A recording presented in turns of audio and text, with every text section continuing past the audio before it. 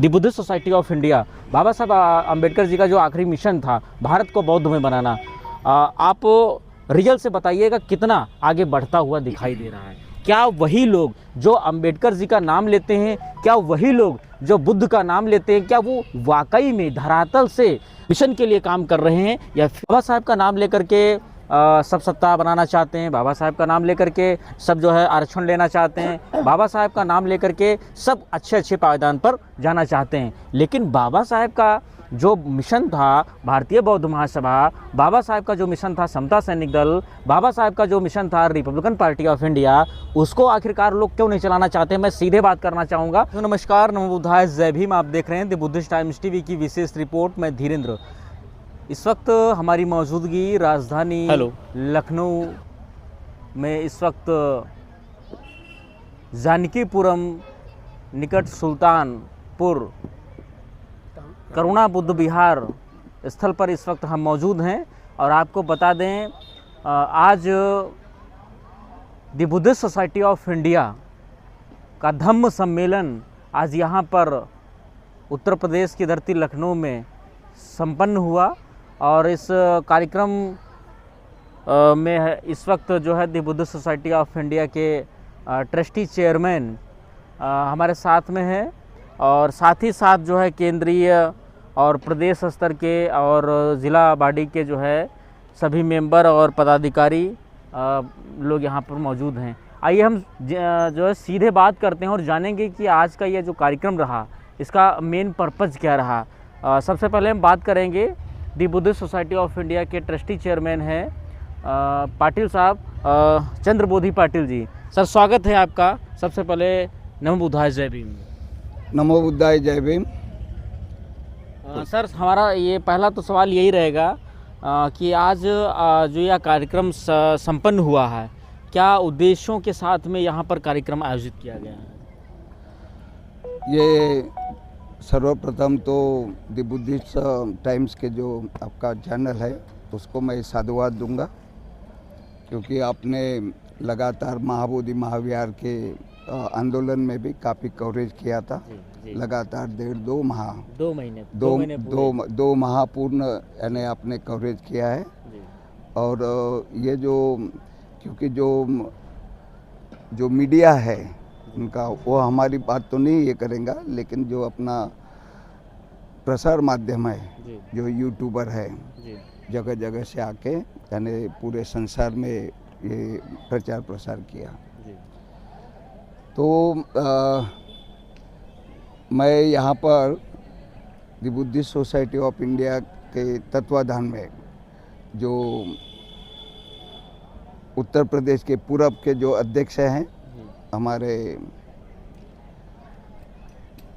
भूल रहा हूँ मैं आपका नाम, सतीश चंद्र गौतम जी, ये 26 तारीख को गोरखपुर में कार्यक्रम हुआ। जी। फिर 28 तारीख को सिद्धार्थ नगर यहाँ पर हुआ, और आज ये लखनऊ में कार्यक्रम हुआ। सबसे मुख्य उद्देश्य तो ये है कि इस संस्था के माध्यम से, जो बाबा साहब ने ये संस्था बनाई, पहला उद्देश्य ये है धम्म का प्रचार प्रसार। तो धम्म के प्रचार प्रसार के लिए हम यानी जगह जगह पूरे भारत में अभी लगभग 28 प्रदेशों में अपनी संस्था कार्यरत है। यहाँ तक कि लेह लद्दाख, सिक्किम और त्रिपुरा जो महायानी लोग हैं, मैंने लामा लोगों को भी अध्यक्ष महासचिव बनाया, क्योंकि आखिर तो वे भी बुद्धिस्ट हैं। तो जब तक हम उनके पास नहीं जाएंगे, नहीं तो महायान हीनयान हम करते ही रहेंगे। तो हमको तो जब बौद्ध धर्म हम पूरा बंधुता की बात करते, मैत्री की बात करते हैं, तो हमको सबके साथ मिलना है। जैसे आपने देखा होगा, ये स्वेटर बेचने वाले ये तिब्बती लोग होते हैं, बुद्धिस्ट है, लेकिन उनकी पहचान नहीं होती। पहले मैं जैसे भोपाल में पहले था तो नेपाली कहते थे, लेकिन जब देखा कि वहाँ पे पंचशील के झंडे वगैरह ये, तो पता चला कि ये तो अपने ही है। तो हम उनके कार्यक्रमों में सम्मिलित दलाई लामा जी को मानते हैं। सर्वप्रथम तो भगवान बुद्ध और उसके बाद दलाई लामा जी को मानते हैं। हो सकता है उनके अलग यानी नियम हो, लेकिन है तो बुद्धिस्ट ना। तो बुद्धिस्ट के नाते यानी हमको भाईचारा का देश करना है।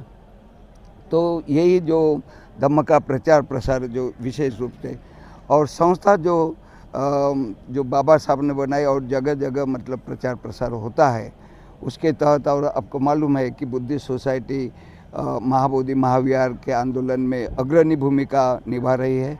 और अभी जो 28-29 मार्च को जो कार्यक्रम हुआ आगरा में, उसकी जो कमेटी बनी है महाबोधि महाविहार मुक्ति आंदोलन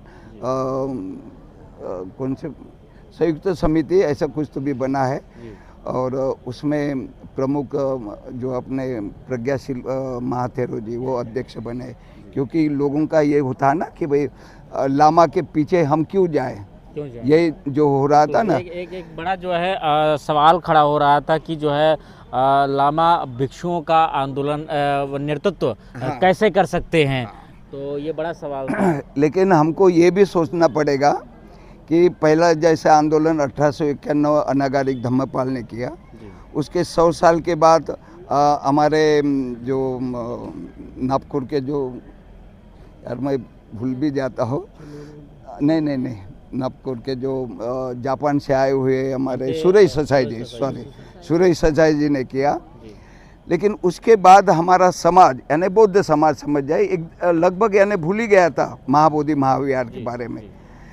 लामा ने जो आकाश लामा जी आए वो तो ठीक है, बंगाल के हैं, अपने भारत के ही है वो, और उन्होंने जो मतलब ये शुरुआत की, तो हमें पता चला आज घर घर में ये पता चल रहा है कि बीटी एक्ट 1949 क्या चीज़ है, महाबोधि महाविहार किसके चंगुल में है। ये 1949 जो एक्ट के अनुसार 4 बौद्ध 4 हिंदू और कलेक्टर उसका अध्यक्ष रहेगा, मेजॉरिटी उनकी रहेगी। तो ऐसा कहीं पर भी नहीं है कि चाहे हिंदू रहे मुस्लिम रहे, चाहे हिंदू रहे मुस्लिम रहे ईसाई रहे या जैन रहे या सिख रहे, उनके उनके अनुयायी उसका प्रबंधन संभालते हैं। हिंदू का तो उनके पंडित पुजारी करेंगे, ईसाई का तो वो ईसाई धर्म के।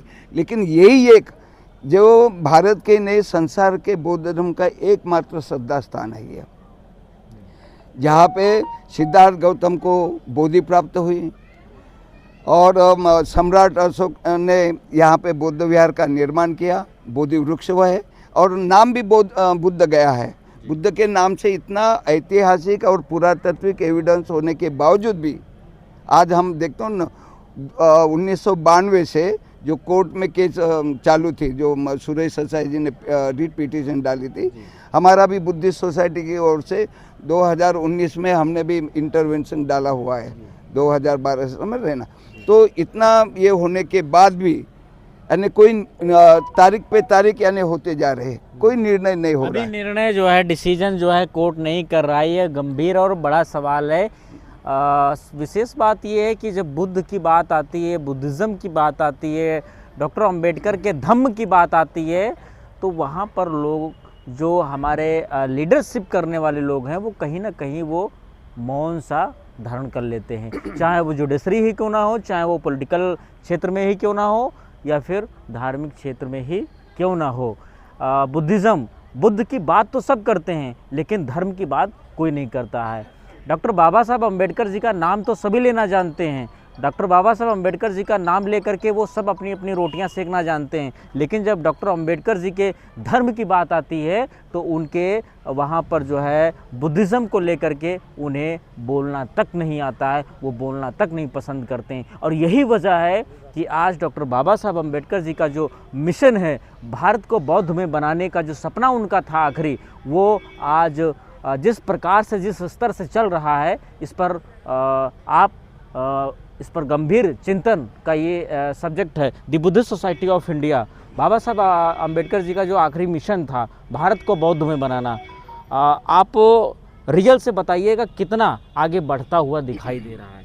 क्या वही लोग जो अम्बेडकर जी का नाम लेते हैं, क्या वही लोग जो बुद्ध का नाम लेते हैं, क्या वो वाकई में धरातल से जो है मिशन के लिए काम कर रहे हैं या फिर सिर्फ भाषणों पर ही अपना जो है नाम लेते हुए जो है आगे प्रतीत होते हैं? नहीं, आपका कहना बहुत उचित है, सही है। जो हमारे साथी जो पढ़ लिख कर गए हैं, कई जो ऐसे अधिकारी हैं वे तो अपने आप को एक्सपोज भी नहीं करते कि मैं इस समाज से होकर के, अपने कार्यक्रमों में आना तो दूर कोई सहयोग भी नहीं करते। जबकि बाबा साहब ने जैसे वो आगरा की बात जो कही थी ना, उन्होंने 16 लोगों को जो बाहर विदेशों में भेजा था पढ़ाई के लिए, पढ़कर आए, उसमें से सिर्फ एक व्यक्ति जो बैरिस्टर राजाभाऊ खोब्रागडे, जो बाबा साहब का मानस पुत्र मानते थे, उन्होंने अंतिम क्षण तक यानी बाबा साहब के विचारों को लेकर ये किया है। समझ रहे ना। वो चंद्रपुर महाराष्ट्र के रहने वाले थे। वहाँ पर जैसे 14 अक्टूबर 1956 को जैसी दीक्षा भूमि पे दीक्षा हुई, बौद्ध धर्म की दीक्षा, तो 2 दिन के पश्चात 16 अक्टूबर 1956 को चंद्रपुर में जो बैरिस्टर राजाभाऊ खोब्रागडे जी बाबा साहब को लेकर गए थे, वहाँ पर डॉक्टर अंबेडकर कॉलेज भी है। वो एक अपने ईमानदारी से ये रहे, बाकी किसी ने मतलब अपने बड़े बड़े पद पे किया। इसलिए बाबा साहब ने बोला था कि मुझे पढ़े लिखे लोगों ने यानी धोखा दिया। लेकिन आज हम देखते हैं कि ये जो बौद्ध धर्म का जो भी है, जो भी गति तीव्रता से बढ़ रहा है, उसमें पढ़े लिखे लोगों का ही सहयोग है। पढ़े लिखे लोगों का सहयोग नहीं है ऐसा नहीं है, पढ़े लिखे, लेकिन कौन से जो जो उच्च लेवल के जो लोग हैं वो उसमें नहीं, जो मध्यम वर्ग के जो मिडिल क्लास के लोग हैं वो वही धम्म का प्रचार प्रसार कर रहे हैं और वही एक्टिविटीज़ में भाग ले रहे हैं। और मैं समझता हूँ कि पूर्व एक बुद्धिस्ट सोसाइटी जिसका स्थापना ही बाबा साहब ने इसके लिए किया था, धम्म के प्रचार प्रसार में, लेकिन कुछ ऐसी बातें हो गई कि हम आपको विदित है कि 34 साल कोर्ट कचहरी में यानी लड़ते रहे, हाई कोर्ट सुप्रीम कोर्ट तक। तो जो हानि हुई है ये किसकी, मेरी या जो अगला पक्ष था उनकी नहीं, ये समाज की हानि हुई है। चूँकि आप दी बुद्धिस्ट सोसाइटी ऑफ इंडिया के नेशनल प्रेसिडेंट हैं और ट्रस्टी हैं, तो हमारा ये सवाल है बाबा साहब के मूवमेंट को लेकर के, चाहे वो बुद्धिस्ट सोसाइटी ऑफ इंडिया हो या समता सैनिक दल हो या आरपीआई ही क्यों ना हो, रिपब्लिकन पार्टी बाबा साहब ने जो बनाई थी, बाबा साहब का नाम लेकर के सब सत्ता बनाना चाहते हैं, बाबा साहब का नाम लेकर के सब जो है आरक्षण लेना चाहते हैं, बाबा साहब का नाम लेकर के सब अच्छे अच्छे पायदान पर जाना चाहते हैं। लेकिन बाबा साहब का जो मिशन था भारतीय बौद्ध महासभा, बाबा साहब का जो मिशन था समता सैनिक दल, बाबा साहब का जो मिशन था रिपब्लिकन पार्टी ऑफ इंडिया, उसको आखिरकार लोग क्यों नहीं चलाना चाहते? मैं सीधे बात करना चाहूँगा और मैं चाहूँगा कि इस पर घुमा करके नहीं, सीधी बात की दर्शकों से किया जाए। क्या वजह आखिरकार ये मिशन से जो है लोग जो है समझ नहीं पा रहे हैं और सीधे जुड़ नहीं पा रहे हैं? नहीं, ऐसा नहीं है कि मिशन से नहीं जुड़ पा रहे। आपने देखा है कि सभी स्तर के लोग यहाँ पे उपस्थित रहते हैं, बौद्ध धर्म को अपनाना चाहते हैं। ठीक है, सामने भले ही नहीं आते हो, लेकिन लोगों में जागरूकता है। बाबा साहब का ये संगठन है, बाबा साहब ने हमको दीक्षा दी है, उसके यानी विचारों को अपना रहे हैं। ऐसा नहीं है कि भाई एकदम ही यानी समाप्त हुआ, ऐसा नहीं कह सकते। हाँ, जितने गति से होना चाहिए था उस गति से नहीं हो रहा। उसके कई वजह है, कई कारण हुए हैं, मैंने कहा ना कारण हुए हैं। लेकिन अभी धीरे धीरे धीरे धीरे जो हम ये जो प्रचार प्रसार में लगे हुए हैं, और जितने भी यही नहीं, जितनी भी अलग अलग संगठना भी बनी हुई है बौद्धों के प्रचार प्रसार के लिए, वो भी अपना काम कर रही है। तो मैं समझता हूँ, और अभी जैसे आपको मालूम है कि बौद्धों की संख्या अभी जैसे ताई ने कहा कि भाई अपना एक हमारा एक सीधा सवाल है, अभी जनगणना चल रही है भारत में, ठीक है, तो एक बड़ा सवाल समाज से निकल करके आता है कि बुद्धिज़्म की संख्या पहले से ही ऑलरेडी जो है कम दिखाई जाती है भारत में, सबसे परसेंटेज कम दिखाई जाती है। बाबा साहब अम्बेडकर जी ने अपने समय में जो है लाखों लोगों को बौद्ध बना दिए, करीब 50 लाख से ऊपर बना दिए। लेकिन वर्तमान का जो आंकड़ा है 2000 पिछले हम आंकड़े की अगर 11 की बात कर ले तो उसमें 0.5 करके 3 से 5 करके ऐसे ही दिखाया जाता है, 82 लाख जी। लेकिन जो है जो सही आंकड़ा है और जो आंकड़ा था और जो वर्तमान का जो आंकड़ा लगातार बुद्धिस्ट बन रहे हैं, दीक्षा ले रहे हैं, कैसे जो ये जो सर्वे चल रहा है इसमें वो अपने आप को बुद्धिस्ट दर्शाएं, जाति में क्या लिखें, धर्म में क्या लिखें, दर्शकों को सीधे the Buddhist society of India का संदेश? देखिए, उसका ऐसा होता है कि जैसा आपने बोला कि 2011 की जो सेंसस हुआ 82 लाख मतलब बुद्धिस्ट वहाँ पे नोटेड हुए थे, जी। उसमें से 65 लाख तो सिर्फ महाराष्ट्र के हैं।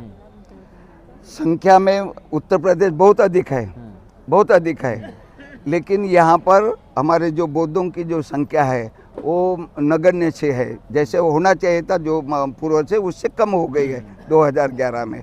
तो हम समझते हैं कि जो जगह जगह हम कार्यक्रम करते हैं कि वह अपना धर्म, और अभी जो ये हो रहा तो लिखते वक्त जो आते हैं ना आपके घर में जो अपना कि भाई धर्म, अब ये जाति का और धर्म की अलग अलग गणना हो रही है।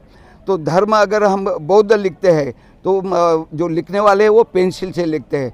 तो हमें जागरूकता से ये करना पड़ेगा कि हमारे सामने पेन से यानी बौद्ध लिखिए, तो तभी यानी उसको पक्का करिए, पक्का कीजिए, तभी हम बौद्धों की संख्या बढ़ेगी।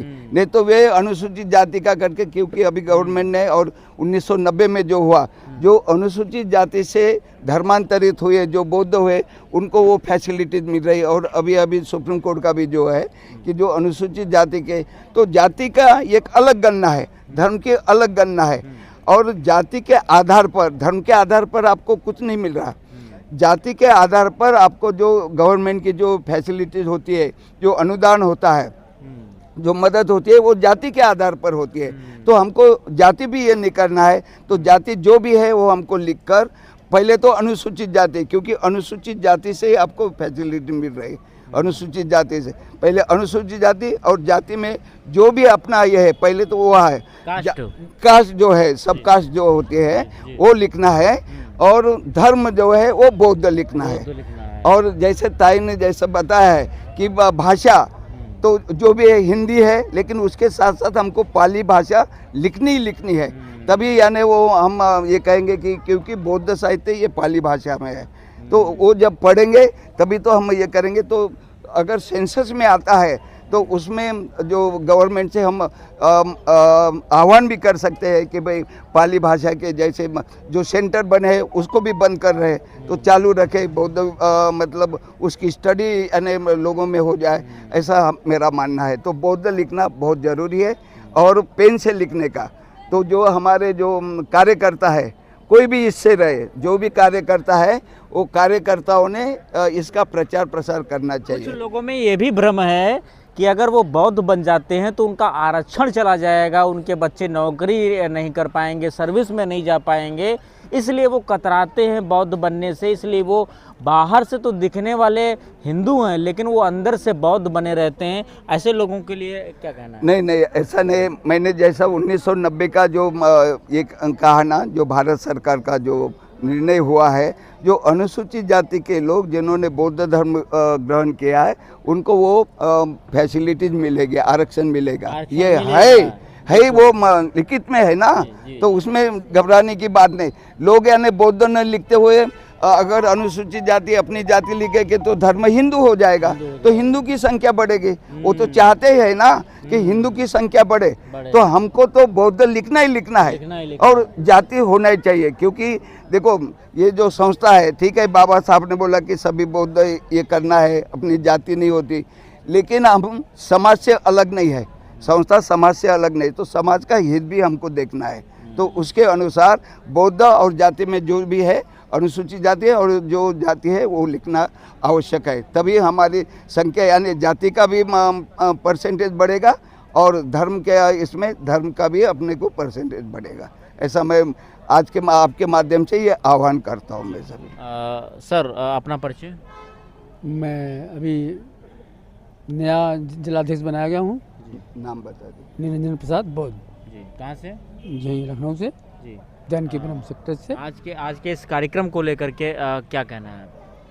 कार्यक्रम को क्या है, बौद्ध धर्म को बढ़ाने का जी। है और बौद्ध पर्सनल लॉ को लागू करने के दम में है कि जगह जगह अगर हम संगोष्ठी करते रहेंगे तो हमारा समाज आगे बढ़ेगा, बौद्ध बनेगा। बौद्ध पर्सनल लॉ क्यों जरूरी है भाई? दो शब्दों में अरे हम कोई भी काम को लेके चलते हैं और हम आगे बढ़ते बढ़ते फिर आखिर सिरे से हमको ढकेल दिया जाता है, तो उसको नहीं मानते, कहते आप हिंदू धर्म में आते हैं।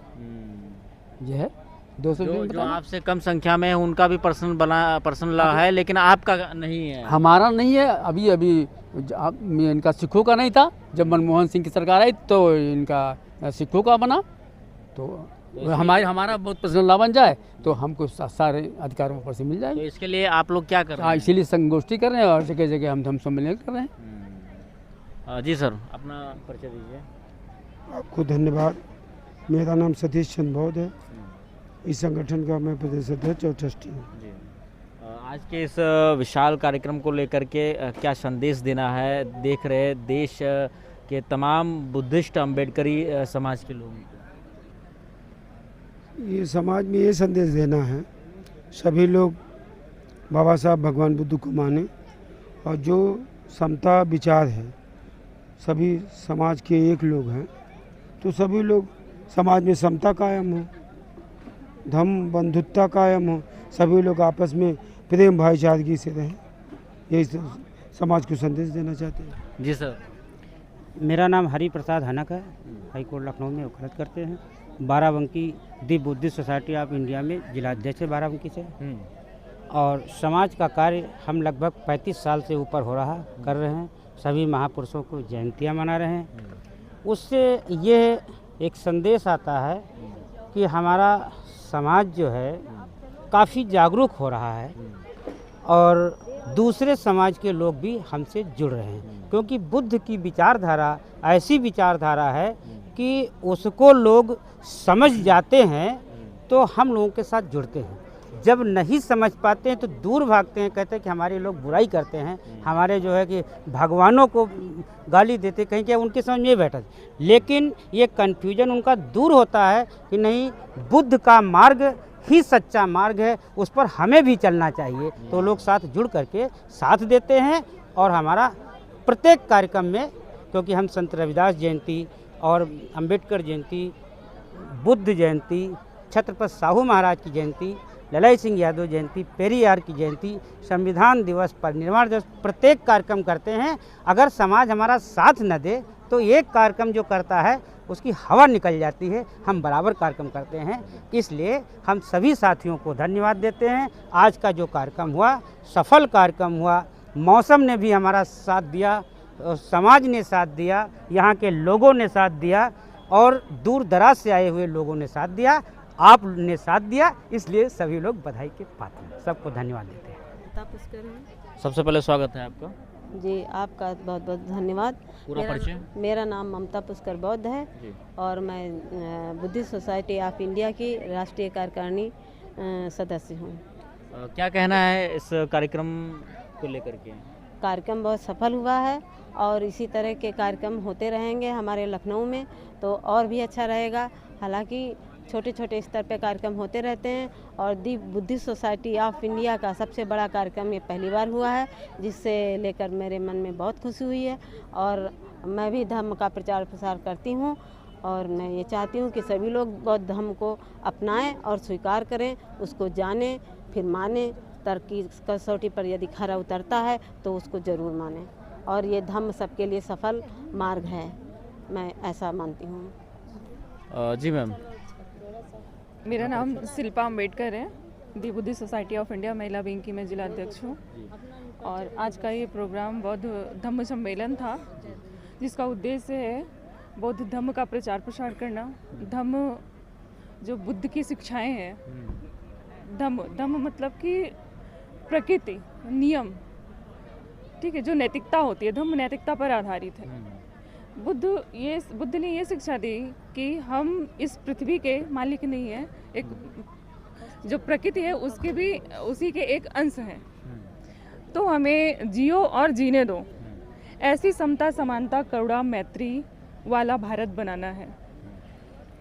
जैसे एक मधुमक्खी होती है, फूलों का सेवन करती है, उसके फूलों को नुकसान पहुंचाए बिना, इसी तरह हमें इस पृथ्वी पे सभी प्राणियों की रक्षा करनी है, अहिंसा नहीं करना है। ये बुद्ध का संदेश है और जियो और जीने दो, ऐसा मार्ग अपनाकर भारत में बुद्धिज़्म को स्थापित करना है।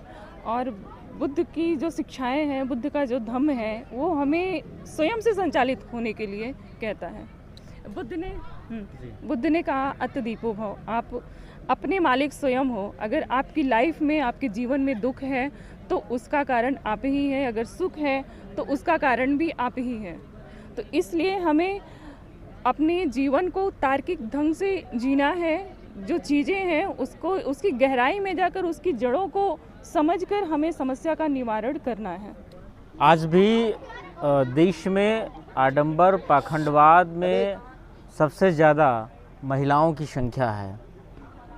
जहाँ एक और जो है कुछ आधार पर हम ये कह सकते हैं कि पुरुष जो है पाखंडवाद और अंधविश्वास से दूर हो रहा है, तो अभी तक कुछ परसेंट महिलाएं हैं जो इस चीज़ से बाहर निकल पाई हैं। अधिकांश आज भी जो है इस दलदल में हैं, अंधविश्वास पाखंडवाद। वो कैसे बाहर निकलेंगे? देखिए, महिलाओं का जो नेचर होता है उन्हें बचपन से ही वो बदलती है। महिलाएं परिवर्तित होती हैं, ठीक है।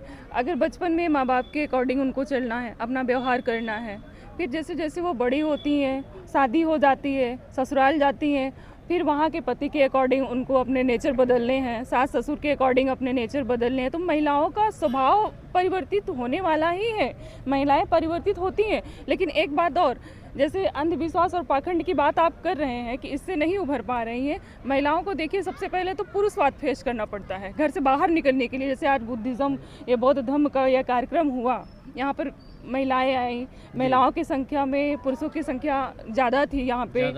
तो ये रीज़न क्या है कि महिलाओं की संख्या कम है? ये पुरुषवाद है। महिलाओं को मनुवाद से पहले पुरुषवाद से बाहर निकलना है, उसके बाद वो मनुवाद से बाहर निकलती हैं, महिलाएं परिवर्तित होती हैं। नहीं, क्या हम कह सकते हैं कि पुरुष महिलाओं को सामाजिक कार्यक्रमों में भागीदारी नहीं देते हैं? क्या वो ले नहीं जाते हैं, ये हम कह सकते हैं क्या? हाँ बिल्कुल, मैं ये कहती हूँ। लेकिन इसके कहने, जैसा आपने कह दिया कि वो नहीं ले जाते हैं, लेकिन पुरुषों का आरोप है कि महिलाएं घर से निकलती नहीं हैं, वो सामाजिक कार्यक्रमों में प्रतिभाग नहीं करती हैं। तो आप क्या कहेंगे इसको लेकर? देखिए, महिलाएं घर से बाहर निकलना चाहती हैं। देखिए, महिलाओं का जो जीवन होता है उन्हें बचपन से लेकर हमेशा मतलब भाषण ही सुनने को मिलता है कि ऐसे करो, ऐसे रहो, ऐसे कपड़े पहनो, यहाँ नहीं जाना, वहाँ नहीं जाना। महिलाएं क्या होती हैं, इन सबको सुन सुन के इतना मेंटल डिस्टर्ब हो जाती हैं। आजकल देखिए, जहाँ बाबाओं का वो होता है वहाँ पे किसकी संख्या ज़्यादा रहती है? महिलाएं घर से बाहर निकलती, तभी तो वहाँ पे संख्या ज़्यादा है। बिल्कुल, है ना? तो ये क्या होता है, आजकल महिलाओं को एंटरटेनमेंट की भी ज़रूरत होती है। बिल्कुल। तो बाबाओं के यहाँ देखिए, महिलाएं घर से बाहर निकली तभी वहाँ पे महिलाओं की ही संख्या ज़्यादा मिलती है। कुंभ में सबसे ज़्यादा महिलाएं ही दिखती हैं। बिल्कुल, तो महिलाएं घर से बाहर निकलना चाहती हैं, बस ये है कि उनको सही दिशा दिया जाए। चूँकि आप महिला विंग की जो है जिलाध्यक्ष हैं, कैसे जोड़ेंगी महिलाओं को ऐसे समय में जहाँ एक और जो है अंधविश्वास पाखंडवाद का बोलबाला है और मनुवाद चरम पर है? कैसे बुद्धिस्ट सोसाइटी ऑफ इंडिया को आगे बढ़ाएंगी? देखिए, बुद्धिस्ट सोसाइटी ऑफ इंडिया, देखिए बुद्ध का धम्म है, जहाँ पे जिस घर में बुद्ध का धम्म है प्रगति वहीं होती है। भले वो बुद्ध का नाम ले या ना ले, लेकिन प्रगति धम्म के माध्यम से ही आती है।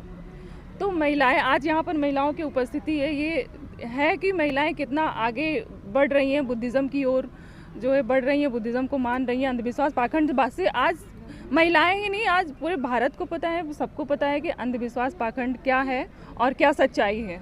ठीक है, महिलाएं अंधविश्वास पाखंड को छोड़ चुकी हैं, लेकिन बस ये है कि उन्हें छोड़ने के बाद उन्हें करना क्या है, इसके लिए हम लोग ये बौद्ध धम्म सम्मेलन करवा रहे हैं। जगह जगह पे गोष्ठियाँ होती रहती हैं हमारी बुद्धिज़्म की, और महिलाएं बहुत तेज़ी के साथ बौद्ध धम्म का प्रचार प्रसार हो रहा है भारत में, और एक दिन जो बाबा साहब का सपना है वो ज़रूर साकार होगा। अपना परिचय? जय भीम, नमो बुद्धाय। मैं नीलम अंबेडकर, मैं हाई कोर्ट में प्रैक्टिस करती हूँ और बोधि धम्मा कल्चरल एंड एजुकेशनल फाउंडेशन की मैं फाउंडर हूँ। और इस संस्था को बनाने के लिए, जैसा कि अभी आप कह रहे थे कि महिलाओं के लिए अवेयरनेस और ये सारी चीज़ें, इसलिए मैंने स्पेशली महिलाओं पे काम करना और अवेयरनेस पे काम करने के लिए स्पेशली ये संस्था बनाई हमने। चलो, अजीम आपका? मेरा नाम उर्मिला गौतम है। मैं करुणा बौद्ध महिला समिति की अध्यक्ष रही हूँ 7 साल 8 साल, हाँ ऐसे। और इस समय मैं बौद्ध धर्म कल्चर की फाउंडेशन की मतलब संरक्षिका हूँ और हम लोगों का समित महिलाओं की है और हम लोग अधिकतर हमारे तो कार्यक्रम में अधिकतर महिलाओं की संख्या ज़्यादा रहती है और हम महिलाएं मिल करके सभी महिलाओं को जागरूक करने का प्रचार करते हैं और मतलब कार्यक्रम करते रहते हैं। यही है कि हमारी महिलाएं जागरूक होंगी तभी बौद्ध धर्म का प्रचार होगा और अंधविश्वास दूर होगा। बिल्कुल, बहुत सही बात कही कि जब महिलाएं आगे निकलेंगी तभी बुद्धिज़्म तेज़ी के साथ में आगे बढ़ेगा और बाबा साहब का जो सपना था वो साकार होगा। आपका परिचय? मैं जिला पंचायत सदस्य मैं उर्मिला मेरा नाम है। मैं अम्बेडकर नगर से सदस्य जिला पंचायत हूँ। बोधि धम्मा कल्चरल एजुकेशन एंड फाउंडेशन की अध्यक्ष हूँ और हमारी जो समिति है अभी नई ये जो कार्यक्रम यहाँ पर हुआ इसको लेकर के आपका क्या कहना है बुद्धिस्ट सोसाइटी ऑफ इंडिया? इस पर हमारा कहना ये है कि ये जो कार्यक्रम हो रहा है बहुत ही अच्छा है। ये बहुत ही अच्छा किया जा रहा है कि हर जगह सम्मेलन इसका किया जा रहा है, क्योंकि ये अगर किया जाएगा तभी हमारे यहाँ जितनी महिलाएं हैं या पुरुष हैं जो भी नहीं जानते हैं जब जाएंगे इस कार्यक्रम में तो उनको भी थोड़ा बहुत जानकारी होगी। क्या वजह है कि बाबा साहब का नाम लेकर के लेकिन बाबा साहब के संगठनों से दूरी बनाते हुए नज़र आते हैं लोग? बाबा साहब के संगठनों में भागीदारी तो महिलाएं तो लेना चाहती हैं, लेकिन उनके जो घर में जो पुरुष वर्ग होते हैं उनको दबा के रखते हैं, आने जाने से मना करते हैं। और सबसे ज़्यादा तो ये होता है कि घर में महिलाओं को फ्री छोड़ के मतलब खाना बनाओ, खिलाओ, बच्चों को स्कूल भेजो, उसके बाद जो टीवी है उसमें जो सीरियल आता है उसमें दुनिया भर का पूजा पाठ होता है, तो महिलाएं इसलिए उसमें बिजी होती हैं और उनको दिलचस्पी उसमें जाती है। क्या टीवी देखनी चाहिए? जो टीवियाँ जो अंधविश्वास का बढ़ावा देती हैं, पाखंडवाद का बढ़ावा देती हैं, जी देखनी सुबह खोलो शाम को खोलो हमेशा जो है वो घंटा बजाते हुए नजर आते हैं। जी बाबा देखनी चाहिए, लेकिन वो अपने अपने विचार पर होता है, अपनी नज़रिया होती है कि हमें क्या फॉलो करना चाहिए क्या नहीं फॉलो करना चाहिए। अभी हमारे जैसे पाखंड उसमें दुनिया भर का दिखाते हैं पूजा पाठ, तो हमें समझना चाहिए कि इस चीज़ को हम देख करके या इस चीज़ को हम सीख करके हमारा अब क्या फ़ायदा होगा क्या नुकसान होगा, इस चीज़ को हमें फॉलो करना चाहिए। तो टीवी देखना बुरा बात नहीं है, लेकिन उसको समझना ज़रूरी है। चलिए फिलहाल अभी आप पूछ रहे थे कि बुद्धिस्ट होते हुए भी अगर हम मतलब ऐसी हैं ऐसा हमारी जो राइट्स हैं वो छीन जाते हैं, तो मैं बताना चाहूँगी कि सुप्रीम कोर्ट का एक केस है। इस केस के माध्यम से सुप्रीम कोर्ट ने बताया बबीता प्रसाद एवं अन्य बनाम स्टेट ऑफ महाराष्ट्र, इस मामले में सुप्रीम कोर्ट ने माना था कि यदि कोई अनुसूचित जाति का व्यक्ति बौद्ध धर्म अपनाता है तो उसे आरक्षण और ऐसी श्रेणी के सभी लाभ पाने का कानूनी हक है। तो होता क्या है कि महिलाएं, जैसा अभी बहन जी ने बताया कि महिलाएं आगे बढ़ रही हैं, निकल रही हैं, लैक ऑफ नॉलेज और लैक ऑफ अपॉर्चुनिटी, ये दो कारण ऐसे हैं कि महिलाओं को जैसे ही महिलाएं 4 कदम आगे बढ़ाती हैं उन्हें पीछे से खींच लिया जाता है। तो मुझे लगता है कि गवर्नमेंट को महिलाओं के लिए थोड़ा सा अपॉर्चुनिटी बढ़ानी चाहिए और लीगल अवेयरनेस और इसके लिए काम करना चाहिए। बाकी हम बुद्धिस्ट सोसाइटी वाले तो अपना कुछ न कुछ बुद्धिस्ट उसके लिए तो कर ही रहे हैं। बाकी का ये है कि हम अगर अभी जैसे सर ने बताया कि पाली और बौद्ध वो अगर हम उसमें लिखते हैं, तो जैसे मैंने ये केस बताया, तो अभी हमें आने वाली जनगणना में ये बहुत ही महत्वपूर्ण है। और ये अगर जब तक हम बौद्ध लिखेंगे नहीं तब तक हम आगे कहीं पे भी, जैसा कि एक उदाहरण के साथ समझाती हूँ, अगर हम देखते हैं आए दिन किसी के साथ हाँ छोटा सा ही मैं बताऊँगी, बहुत ज़रूरी है कि महिलाओं के साथ अत्याचार हो रहा है या किसी के साथ भी अत्याचार हो रहा है, कहा जाता है कि वहाँ के उस वर्ग के साथ अत्याचार हुआ। लेकिन अगर हम बुद्धिस्ट होंगे तो कहा जाएगा कि एक बुद्धिस्ट लड़की के साथ ऐसा गलत हुआ।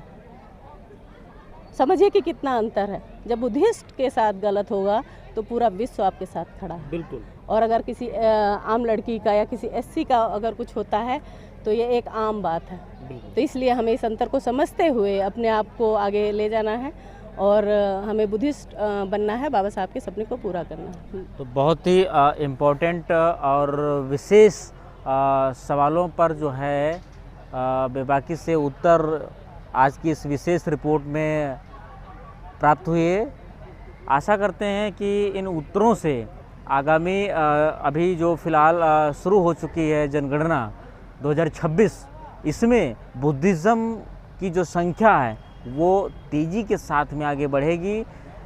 जाति को लेकर के कास्ट और आपको कास्ट की जगह पे अपनी कास्ट डालनी है और जो है कैटेगरी की जगह पे आपको एससी डालना है और धर्म की जगह पे आपको बौद्ध डालना है, बुद्धिस्ट डालना है। तो ये विशेष चीज़ें हैं जो आपको याद रखने की आवश्यकता है। जब भी आपके दरवाजे पर अधिकारी दरवाज़ा खटखटाएं तो आप ध्यान रखिए कि पेंसिल से बौद्ध या पेंसिल से धर्म का कॉलम न भरें, पक्की स्याही से, पक्की कलम से जो है धर्म का ऑप्शन ज़रूर अपने आँखों के सामने डलवा लें। इससे ये रहेगा कि आप जो है बौद्ध डलवाए हैं तो बौद्ध ही रहेगा, इसमें वो अपनी मनमानी नहीं कर पाएंगे। और भी विशेष सवालों के जवाब मिलें। पूरी कवरेज पर क्या है आज प्रतिक्रिया आप हमें कमेंट सेक्शन में ज़रूर बताइए। देखते रहिए द बुद्धिस्ट टाइम्स टीवी। नमस्कार, नमो बुद्धाय, जय भीम, थैंक यू।